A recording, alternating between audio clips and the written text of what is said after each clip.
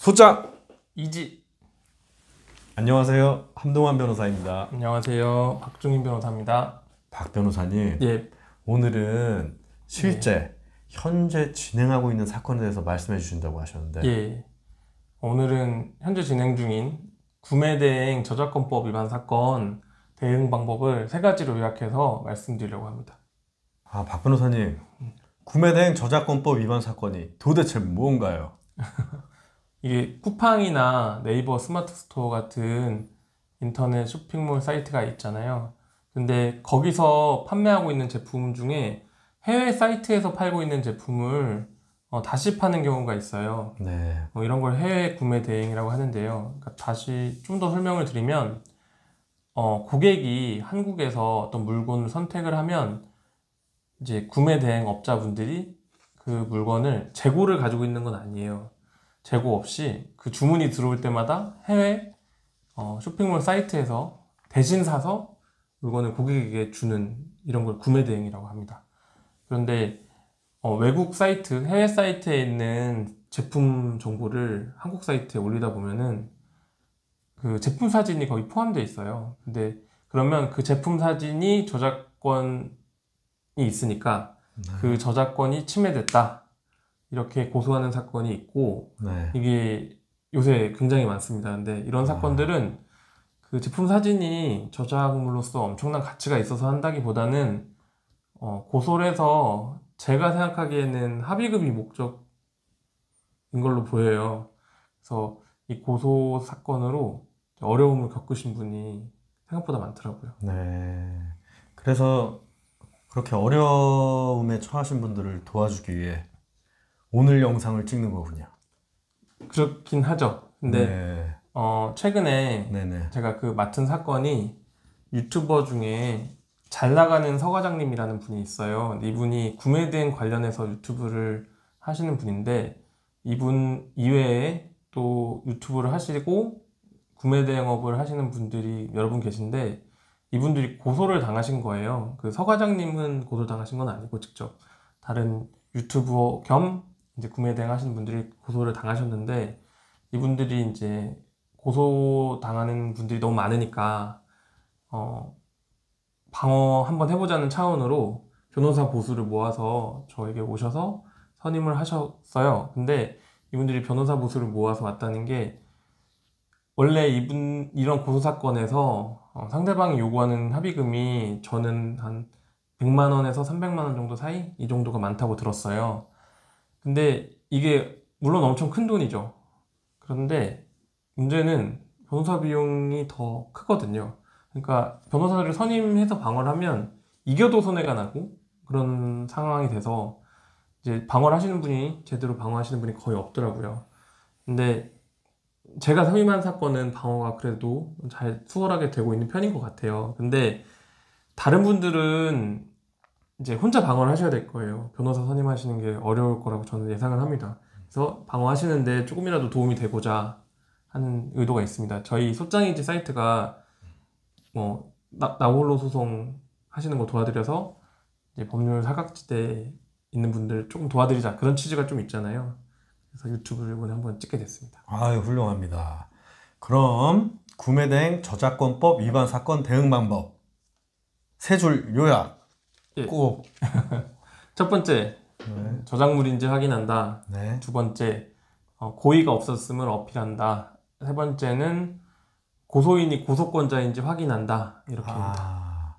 그렇군요. 그러면은 첫 번째로 저작물을 확인한다는 게 뭔지 설명 좀 해주세요.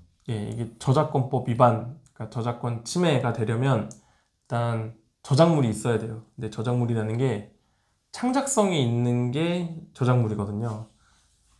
근데 이제 사진이라는 거는 손으로 그리거나 뭐 연주하거나 이런 게 아니잖아요. 그러니까 사람이 직접 하는 게 아니고, 사진기라는 기계가 실제 있는 사물을 그대로 영상을 재현하는 게 사진이에요. 그렇죠. 그러니까 기계가 하는 부분이 많기 때문에 창작성이 기본적으로 인정되기가 어려워요. 근데 물론 예술 사진이 있죠. 작품 사진이 있지만 창작성이 많이 가미된 이제 예술 사진이랑 일반적인 사진은 좀 구별해서 생각해야 되는 거예요. 네. 그럼 제품 사진은 창작성이 없다고 봐야 되나요? 대부분 그렇죠. 왜냐하면 제품 사진은 제품의 형태나 기능을 잘 보여주기 위해서 찍는 거잖아요. 그러니까 이제 그 찍는 사람의 사진을 찍는 사람의 인격적인 이제 개성이나 이런 게 들어갈 여지가 별로 없죠. 그래서 법원도 제품 사진에는 창작성을 인정하지 않는 판례가 많이 있습니다. 아, 그럼 제품 사진권으로 조사를 받게 되면 그 판례를 제시하는 게 좋겠네요. 예, 조사받으실 때 유리할 겁니다. 왜냐하면 수사기관에서는 주장을 할 때 근거를 제시하는 걸 되게 좋아해요. 그래서 판례 근거를 제시하면 좋죠. 분위기 좋을 겁니다. 그럼 그 판례 좀 주세요. 네, 판례가 이제 인터넷 검색해도 네. 제품 사진 저작물 이렇게 검색해도 많이 나올 텐데 이제 정보가 없는 건 아닌데 이제 너무 많으면 어떤 거 인용해야 될지 이제 판단하시기 어려울 수 있으니까 말씀하신 대로 모아서 소장이지 블로그나 제 개인 블로그에 올려놓겠습니다. 네, 감사합니다. 그러면 판례 이외에 뭐 또 다른 걸 준비하는 게 좋을까요? 이게 궁극적으로는 창작성이 없다는 걸 보여줘야 되는 거잖아요. 네. 그러면은 좋은 방법이 제품 사진과 유사한 사진을 많이 보여주는 거예요. 그러니까 네. 피사체 선정이나 그 사진 촬영의 구도나 조명이나 이런 부분이 되게 평범하다. 다른 사진도 다 똑같은 방식으로 촬영한다는 걸 보여주면 창작성이 없다는 게 입증이 되거든요. 예를 들어서 이제 문제되는 사진이 거울이라고 해볼게요. 그러면은 이제 상대방이 고소인이 문제 삼은 사진을 가지고 계실 거예요. 게시를 했으니까. 그럼 가지고 있는 그 사진을 인터넷 구글에서 이미지 검색을 사용해서 검색을 하시면 그 유사성 있는 이미지들이 많이 나오거든요. 그 이미지들을 출력해서 조사를 받으실 때 보여주시면 이제 아무래도 말로만 하는 것보다 네. 실제로 창작성이 없다는 걸 보여드리기가 좀 쉽겠죠? 네. 그러면 예. 저작권법 위반 사건 대응 방법 2. 예. 설명해 주세요. 두 번째는 이제 고의가 없었다는 거를 어필을 하는 건데 이제 조사를 받으러 가실 때 구매 대행업을 하시는 분들이 가장 이제 직관적으로 많이 하시는 주장이 고의가 없다는 주장인 것 같아요. 근데 이게 가능한 주장인 것 같아요. 제가 생각해도 받아들여질 가능성이 있습니다. 이게 왜 그러냐면 저작물이라는 게 저작권자가 이용 허락을 할 수가 있어요. 근데 이용 허락이 뭐 서류로 쓰거나 말로 하면 그것도 좋지만 묵시적 이용 허락이라는 게 있거든요. 근데 묵시적이란 말이 좀 어려운데 말로 표현을 안 해도 은연중에 무슨 뜻인지 알겠다, 알 수 있도록 표시했다, 이런 게 묵시적이라는 말이거든요. 그래서 판례 중에 이런 게 있어요. 한글이나 MS 워드에 포함되어 있는 폰트는 이제 폰트 저작권자가 묵시적 이용 허락을 했다라고 본 판례도 있거든요. 그래서 제품 사진을 만든 분들은 아마도 제품을 많이 팔기 위해서 제품 사진을 만들었겠죠. 그러면은 그분들은 판매가 많이 되는 게 목적인 경우가 많아요. 그래서 다른 분들이 그 제품 사진을 가져가서 사용하고 게시하고 하는 게 그분들 입장에 손해가 아닌 경우가 대부분이겠죠. 그래서 대부분 인터넷 쇼핑몰에서 제품 사진이랑 스펙이랑 정보 같은 게 올라와 있는 거를 다른 사람이 가져가서 사용해도 문제 삼지 않거든요. 그러니까 구매 대행 하시는 분들 입장에서는 제품 사진을 사용하는 데에는 묵시적인 이용 허락이 있다고 인식하실 수가 있어요. 그래서 결론적으로는 고의 없다는 주장이 받아들여질 가능성이 있으니까 어필하는 게 좋은 방법인 것 같습니다. 네, 알겠습니다. 그러면 저작권법 위반 사건 대응 방법 세 번째 예, 말씀해 주시죠. 고소인이 고소권자인지 확인을 해보자 이건데 고소권자라는 말씀을 드릴게요. 고소권자가 뭐냐면 쉽게 말하면 피해자예요. 근데 저작권법 위반해서 사건에서 피해자는 저작권자죠. 그러니까 다시 말하면 고소인이 저작권자인지 확인해 보라는 거예요.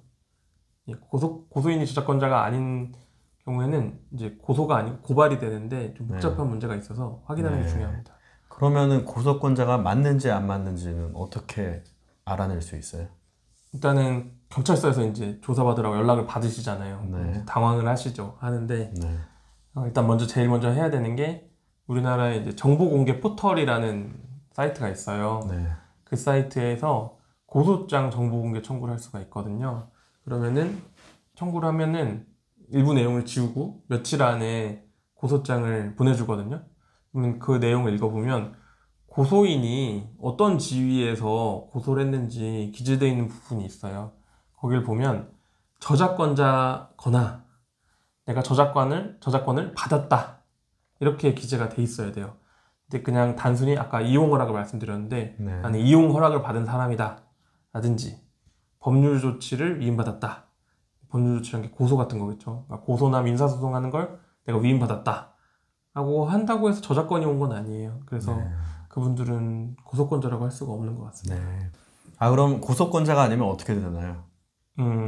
고소권자가 아닌 사람이 고소를 하면 이제 저작권법 위반 범죄 중에는 고소권자만 고소할 수 있는 게 있고 이제 고소권자가 아닌 고발권자가 고발할 수 있는 범죄도 있어요. 근데 제가 봤을 때는 법리적으로 봤을 때는 그 지금 문제되는 이 범죄 부분은 고소권자만 고소를 할 수 있는 부분인 것 같아요. 그래서 제 이제 법리적인 주장이 맞다면 공소권 없음 처분이 나와야 돼요. 네. 근데 공소권 없음 처분이 나오지가 않는다고 하더라도 수사기관 입장에서는 이제 고소인이 저작권자인지 확인을 해야 된다는 의미잖아요. 네. 이 주장을 하면요.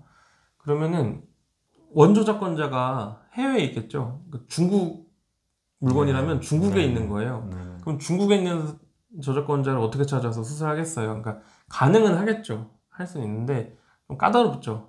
그러면은 기소 불기소 수사기관에서 결정을 하는데 간접적으로 불기소 쪽 방향으로 판단하는데 좀 도움이 될 수 있습니다. 아, 그렇군요. 예. 아, 그럼 세 줄 요약을 하자면 첫 예. 번째, 예. 저작물인지 아닌지 확인해 본다. 예. 두 번째, 고의가 없었음을 어필하라. 예. 세 번째, 고소인이 고소권자인지 확인해 봐라. 예. 맞습니다. 네. 근데 그 셋 중에서는 첫 번째 주장, 저작물이 아니라는 주장이 가장 강력한 주장이에요. 네. 가장 이제 설득력 있고 나머지 주장도 확인하셔야 되는데 네. 힘 조절을 좀 하셔야 돼요. 여기다 너무 많은 에너지를 쏟으시면 안 될 수도 있습니다. 예를 들어서 고의가 없다는 주장은 하셔야 되는데 너무 강변하다 보면은 수사기관 입장에선 이 사람이 몰랐다고만 하니까 네. 뻔뻔하네 이렇게 생각할 수도 있어요. 그러면은 법적으로는 할 수 있는 주장이지만 사건이 좀 불리해질 수 있거든요. 그래서 그렇게 좀 가서 조사받는 요령도 있기 때문에 네. 그 부분은 제가 다음 영상에서 한 번 더 찍어서 올려드리겠습니다. 아, 오늘 유용한 정보 주셔서 감사합니다. 네, 아닙니다. 네, 그럼 다음 시간에 또 볼까요? 네, 다음 시간에 또 하시죠. 네, 감사합니다. 감사합니다. 그러면은 그런 판례는 어디서 찾아요?